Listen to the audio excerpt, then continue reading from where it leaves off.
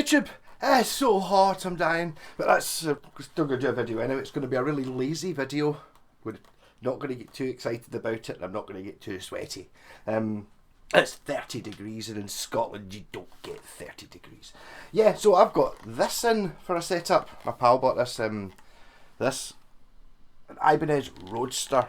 As you've noticed recently, my current favourite guitar is an Ibanez Roadster, or Roadstar 2. So one of the things I like about this one is it's kind of the transition one. If you imagine, you know, when you get your evolution, yes, it does exist.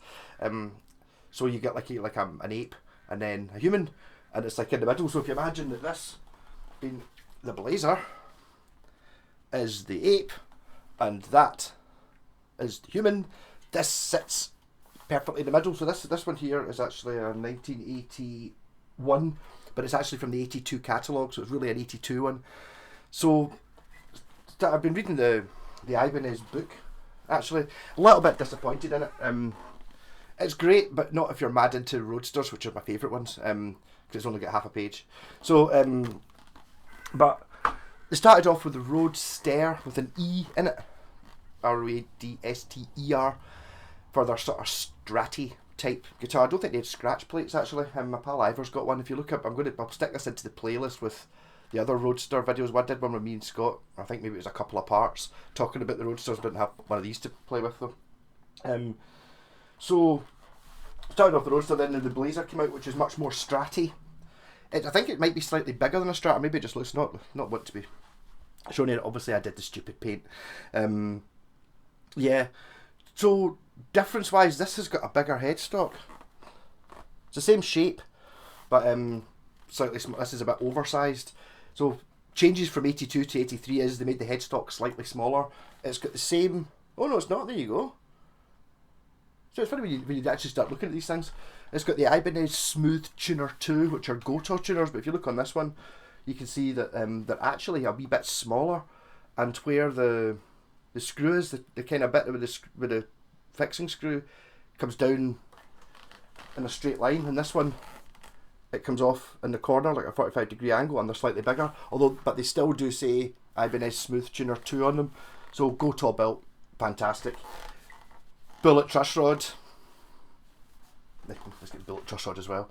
Love the bullet truss rod just because, I mean, I think it's maybe not the prettiest thing, but it means that when you're putting the Allen key in, you can actually see, rather than a lot of the time you're kind of looking down into a hole. You know, the truss rod's away in here somewhere, and you're kind of poking in and scraping out fluff and stuff to try and find it, and then you're kind of trying different Allen keys to see which one fits. Whereas this one, you can actually see, which means that you're not going to find a bullet truss rod with the actual Allen bolt bit all chewed up, which happens a lot in guitars because people don't have the right one, and then it's like they just put it in and just try and turn it anyway, and if it's the slightly wrong one, instead of turning it just chews it up, and then it gets annoying. So we've got a one-piece neck on this, and the neck is fantastic. It's got, if you're actually going to see it, you can't really see it, can you? It's got amazing bird's eye mapling going on all about it, and on the fingerboard as well.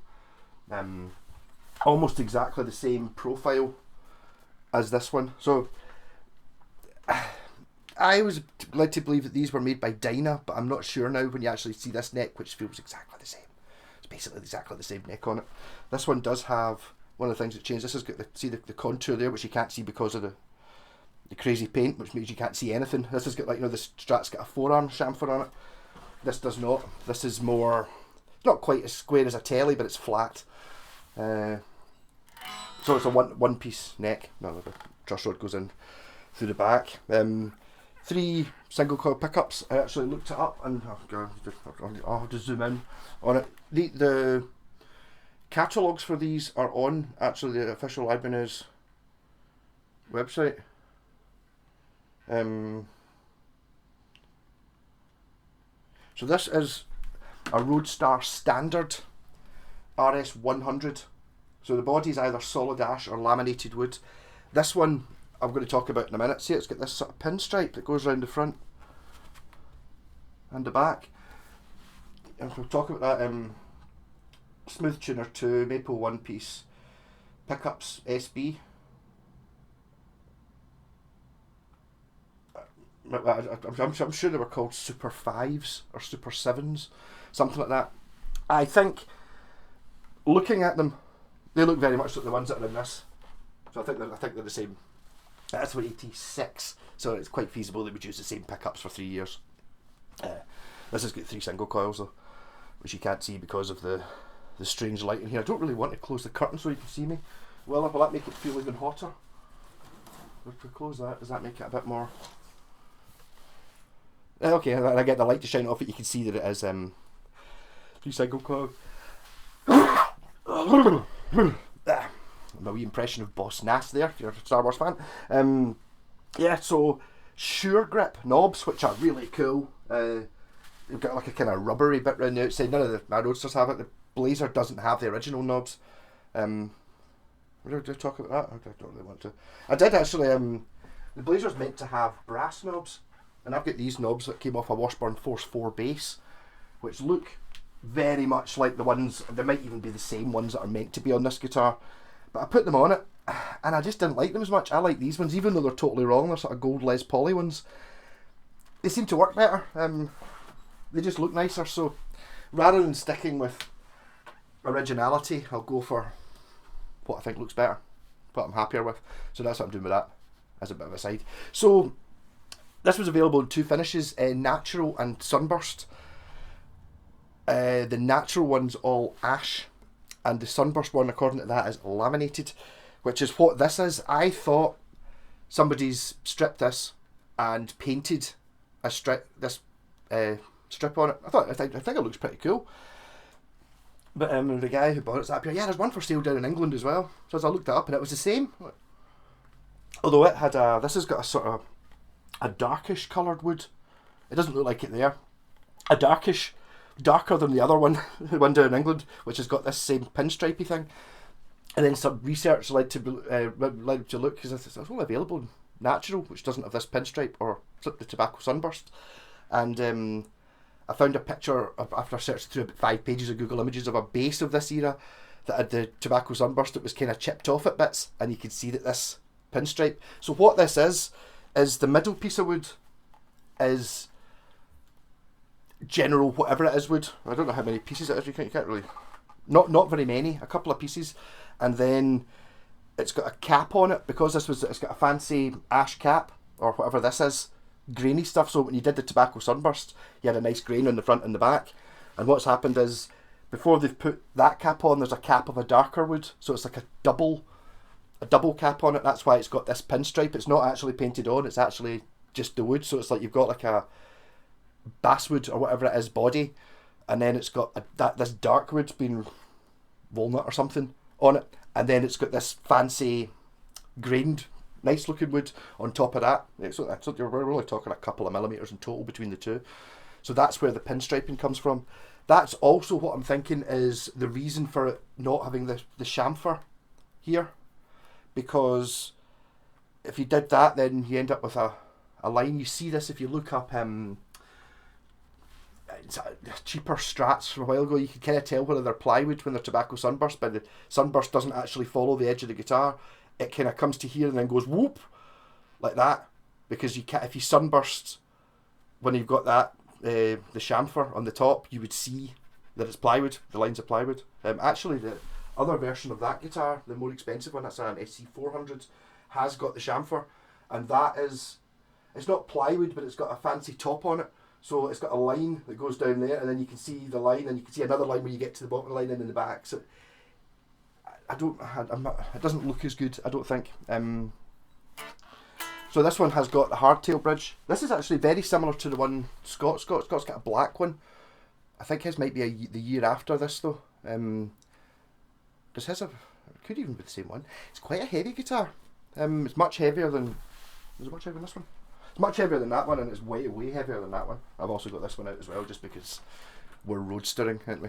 But that's kind of like, I think that's actually called a deluxe. It's sort of, when I say it's sort of like the deluxe version, it's the deluxe version with binding and stuff on it.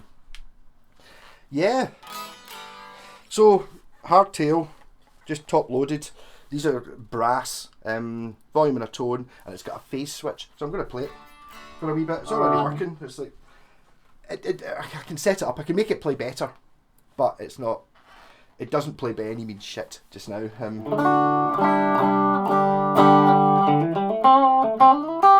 Action's quite high up here. Wee bit scratchy. Position 2.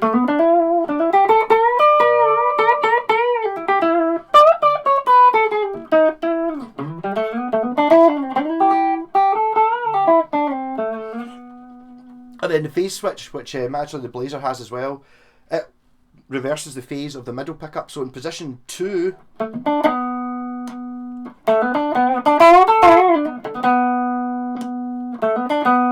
doesn't even make as much.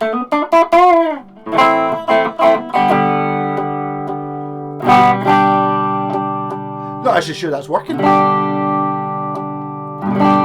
Okay, as you can hear, it's much more normal here, whereas here it's thinny, but not too much. I need to try that one. I'm pretty sure it's much more extreme in that guitar. That's because I'm in position 3, not position 2. I've clicked the switch wrong, so that's why I've said, you know, you're listening to it.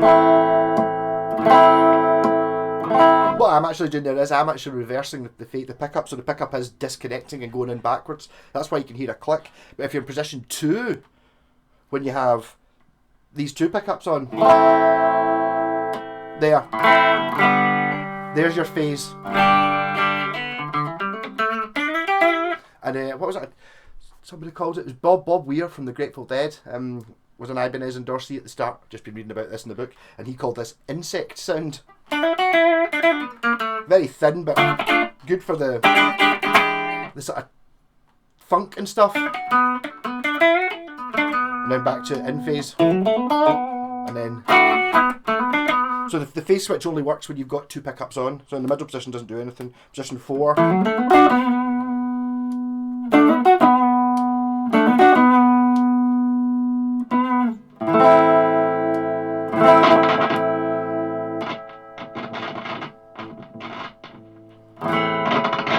Bad switch. Yeah, it's working. So there's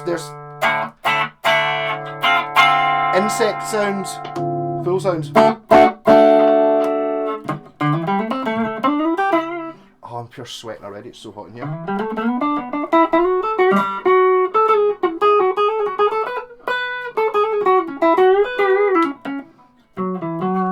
Action's too high. I've not, as I said, I've not set this up yet. The guy's giving me new strings, and I'm going to set it up to play like a dream, because as it should.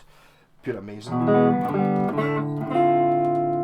So again, I think this is a made in Japan Fujigen one, G83. Oh, that's interesting. Does this one actually have a letter at it? L81. It does. I don't know. I'm not sure. The things about that being made in Dyna are 100% sure. I think it might just be Fujigen like this one. It did mention it a wee bit in the book. It said the early ones, the early Blazers were made by Dyna, but that's an 82 catalogue Blazer, even though it's made in, I think the letter tells you what month it is. I think that's like a December 81 sort of one that's for the 82 catalogue, whereas maybe the sort of the late 80s are very, you know, the December 80, January 81 ones are maybe Dyna, and then maybe that's, because it just seems awful. It's awful similar. It's basically, it's the same neck apart from a different headstock. That's the sweat now running off the end of my nose. But it's wonderful, and once it's playing, the thing is, see when you've got like a guitar that's really good but badly set up, it can still play pretty good. That's why there's a lot of people who have, like, you know, Fender Strats and expensive Gibsons and stuff, and they're still playing them, and then I get a shot of it and go, my god, the action's really high, there's so many things wrong with it, but because it's a really good guitar, it still sounds good, it still plays quite well. But I mean, as it doesn't play amazing like what the 3 I've got do, because I've set them up to play amazing. This one will play amazing, and the next time you see it, probably during the week. It's so hot, to be honest, I'm struggling to do anything. Even just standing up, I'm starting to sweat. I mean, I went for a piss earlier on, and it was like, I was going to go out there and be like, but just lying, doing absolutely nothing, I can kind of handle the heat. But Roadsters are fantastic. This has also got, I'm a wee bit annoyed at myself. I would never have done this, obviously I'm joking, but I said to the guy, oh look, it's got these strap buttons. They're pure amazing. They're worth like I'm pretty sure I saw someone selling them for 60 quid for a pair of these. The sort of, they call them sure locks or quick lock or something. Basically just a strap button that's kind of shaped in a sort of triangle shape. And that guitar there should have them, but doesn't. I do have them in this one. So it's 83 they must have come out. So as I said to him, I was like, oh, I wish I hadn't told you, because I could just have nabbed them off and put normals ones on, you wouldn't have noticed. And he was like, up here, alright. I was only joking, I would never do that to someone else. I would do it if I was buying a guitar to sell it. If someone had traded this in against me and I was going to sell it, these would be getting robbed and put on that. But that's not the case. At least I actually got another shot of Scotsman. Scotsman didn't have any saddles, and he put on normal ones, and it kind of it lines up fine. But because it's got normal saddles, see, these are kind of L-shaped. If you put normal saddles on it, they do fit in, but it kind of looks like there's a tooth, kind of like that when you look at it, because the middle, there's a gap in the middle, even though the strings are all in the right places. Because they're not L-shaped and they're slightly offset, it kind of looks like a tooth missing. But the neck on this is phenomenal. Right, I'm going to just leave it at that. As I said, it was going to be 5 minutes, it's now been 15. Try and do some slightly shorter videos. But I'm going to weigh the weight of it, because it seems really heavy. But again, like when you get, I'm using the Black Star 5-watt by the way. It's like when you get like a massive thick chunky neck or a really thin neck, there's only a couple of millimeters in it. I think it's kind of the same with weight as well, where you get like, you know, it probably won't sound that heavy. When I read out the number. Okay, it's quite heavy. It's 4.45 kilograms. That's a pretty heavy guitar. Just to check it against the Blazer. 4.45. Reset. I'm going to weigh the red one as well, because it's a really light guitar, or whether it's really light or just feels really light. That was 4.45. This one comes in at 3.95. So it's 40 grams heavier. It doesn't seem like that much. Pile this one, see what this one is. This one feels about the same. Hold on. See if it thinks it's funny when she phones me, even though I told her 10 minutes ago I was going to do a video. Here we go. So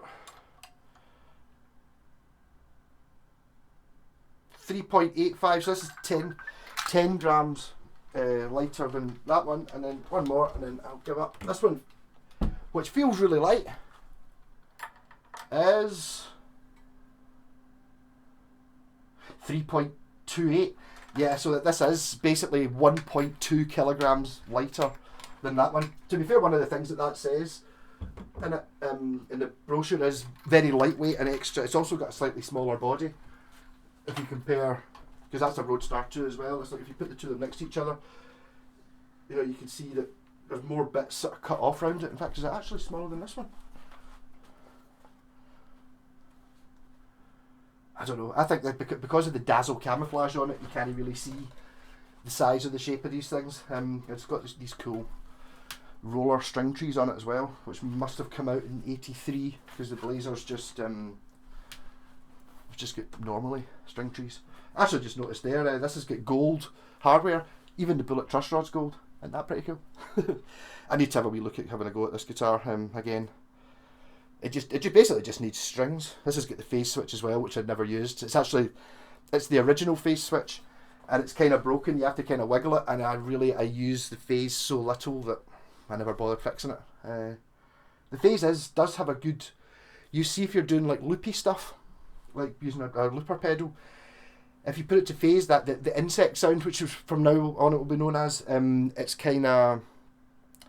And you sort of strum it, you can get away with it being sort of acousticy, sort of piezo sounding, because it's really thin.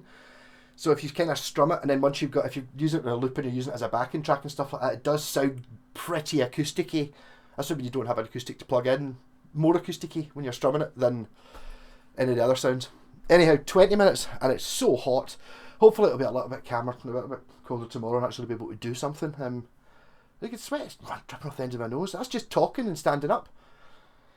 Well, heat rises, doesn't it? Maybe it's because my head's in the top half of the room. Maybe it's colder where my feet are. I'm not even wearing socks because it's so hot. My feet don't. No, are my feet hot? Don't know. Anyhow, rock on. Catch you all later. Oh, and then wheel this back over.